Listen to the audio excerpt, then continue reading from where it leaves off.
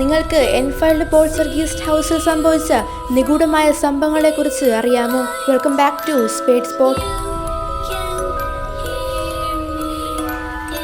1977 Hodson ഫാമിലിയിൽ ഭയാനകമായൊരു സംഭവത്തിന് സാക്ഷ്യം വഹിച്ചു.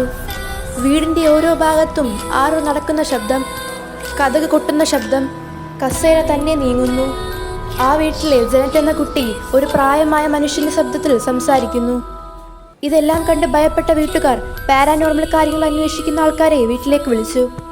അവർ ഇത് ബിൽ വിക്നസ് എന്ന ഒരു വൃദ്ധൻ്റെ ആത്മാവാണെന്ന് കണ്ടെത്തി. ആ ആത്മാവിലൂടെ ജനറ്റ് ഇതുവരെ കേട്ടിട്ടില്ലാത്ത പല കാര്യങ്ങളും പറയാൻ തുടങ്ങി. ഇത് മാതാപിതാക്കൾ ബ്രിട്ടീഷ് പോലീസിനെ അറിയിച്ചു. അവിടെ വന്ന പോലീസുകാർ ഈ നടന്ന പാരാനോർമൽ കാര്യങ്ങൾക്ക് സാക്ഷ്യം വഹിച്ചു.